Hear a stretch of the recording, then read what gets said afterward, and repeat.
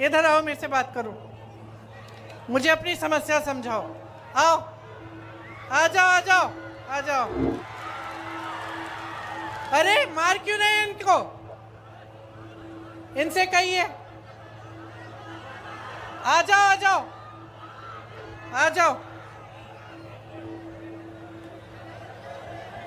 मैं बुला रही हूं, आने दीजिए, आने दीजिए इन्हें।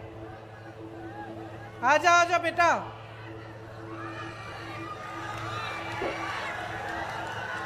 आ जाओ, शाबाश।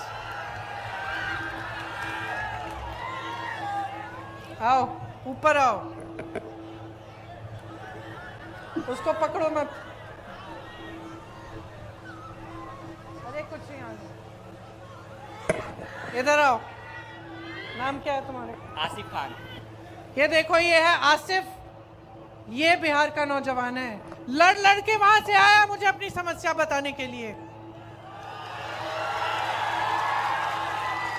ये है बिहार का नौजवान जो अपने अस्तित्व को समझता है, अपने अधिकारों को समझता है, जो लड़ता है अपने अधिकारों के लिए, जो समझ रहा है कि इसके साथ क्या हो रहा है आज।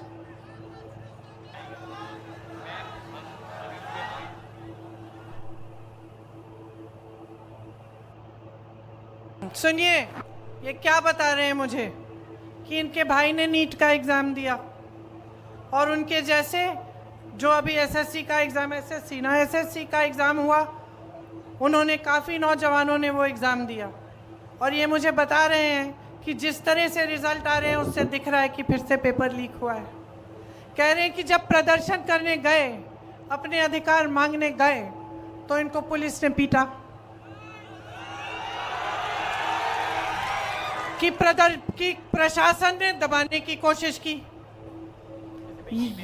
जैसे यहाँ पे जब अपनी बात करने लगे तो आपने इनको रोका। पुलिस वाले मेरे साथी हैं।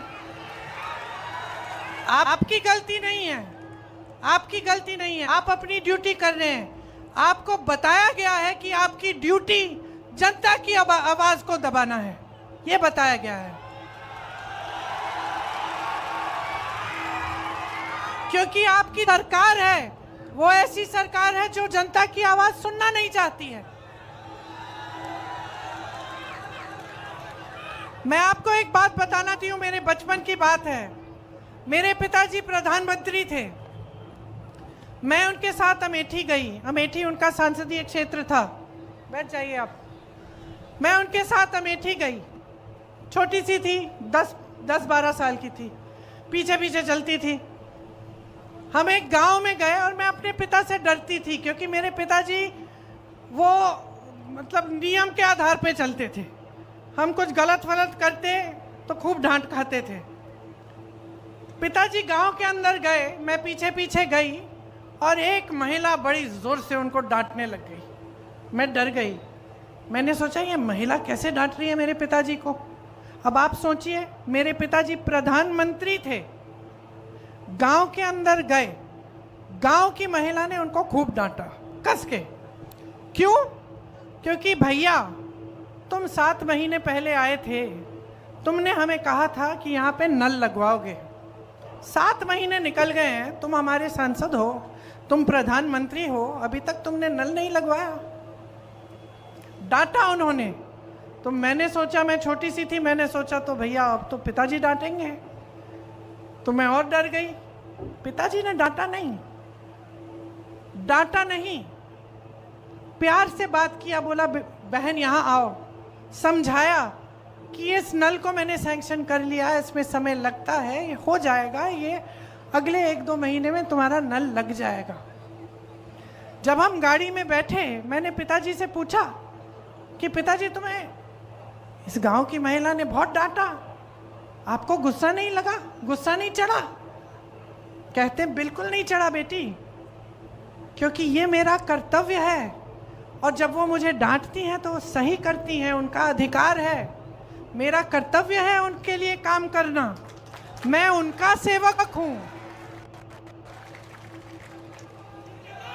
तो अगर सरकार, देखिए मैं अपने पिता की प्रशंसा नहीं करने के लिए यहां खड़ी हूं, मैं आपको एक बात बता रही हूं, साधारण बात, कि उस समय बड़े से बड़े नेताओं की क्या मानसिकता होती थी।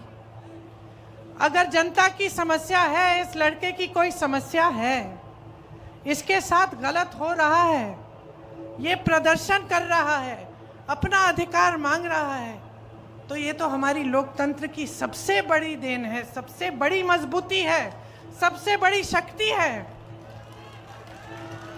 नेता को इसके सामने झुकना चाहिए, नेता को कहना चाहिए कि हाँ, हम तुम्हारी समस्या को का समाधान करने की कोशिश करेंगे। और जब नेता ऐसा होगा, जब सरकार ऐसी होगी, तब पुलिस भी ऐसी होगी। तब पुलिस आपको पीटेगी नहीं, तब पुलिस और प्रशासन भी आपको पीटेंगे नहीं, वो करने देंगे, प्रदर्शन, खड़े रहेंगे। आप अपना प्रदर्शन करेंगे, वो खड़े रहेंगे, आप प्रदर्शन करके घर चले जाएंगे। तो इनकी गलती नहीं है, ये भी अपनी ड्यूटी कर रहे हैं, क्योंकि इनकी सरकार इनको कह रही है कि जाओ दबाओ इस प्रदर्शन को।